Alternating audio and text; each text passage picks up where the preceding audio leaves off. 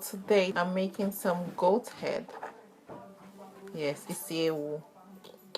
Got the side of the mouth, we've got the ears, the ear also, we've got, this is the teeth area.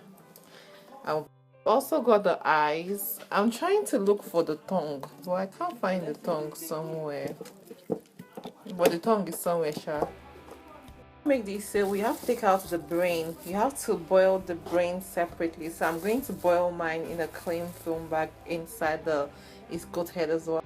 I'm going to transfer my goat head in the pot. I think I'm going to use a bigger pot because this one looks a bit small. So I have my onions and my goat head in the pot. I'm just allowing it to steam for a little bit before I add some water. I'm going to add, I will add about 1 spoon of Cameroon pepper, 1 spoon of Ehuru. I will add 4 cubes of Nor.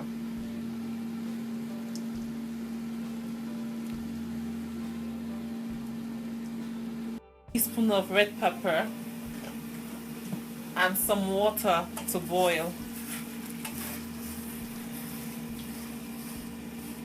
I will stir this and allow the ingredients to mix in it. Cook it on medium heat. This is the tongue. This is what the tongue looks like. And I'm going to place the brain just on top here and cover it to boil. I'm going to cook this for about 30 minutes until the meat is soft. Then we'll add our crayfish and palm oil. Now add about maybe 1.5 crayfish.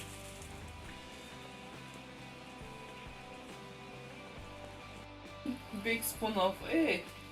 I think this one's okay for now. Actually more. And then you stir this and you allow it to boil for about 10 to 20 minutes before you add the account. Pound the brain so it's a bit smooth, like so.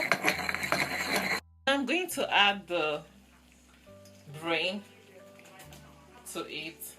Make sure you get every single thing. Make sure all the brain enters inside the sauce, and then you stir. The brain is supposed to make it thick.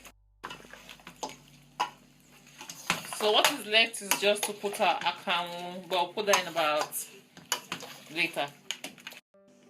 You taste for salt, and then if the salt is not enough, then you put more salt.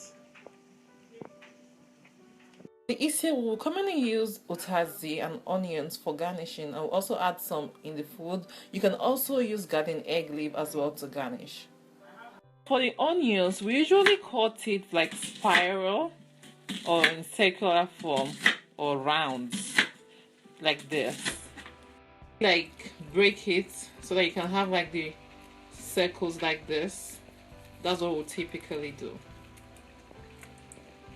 And your Utazi, you also chop them as well. I'm going to chop some now and add it to the mix. You use this to garnish also. So I'm going to add the Utazi inside. This gives it a bittersweet taste and mix it in. And I'm going to add my account. This is what is called account or potash or cow, and I mashed it here. I'm going to add some water and add the water to the mix. So I'm adding the water to it now, and then I stir. Happens pour the liquid content inside to avoid the sand inside it.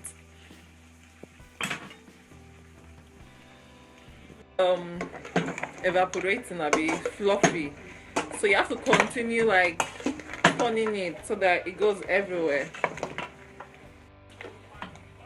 This is what gives it the ngwongwo feeling.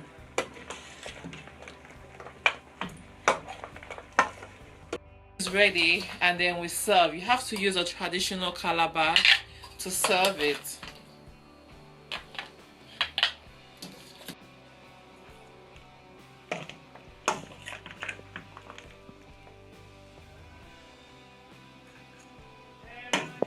What it looks like, and we'll just garnish it with our onions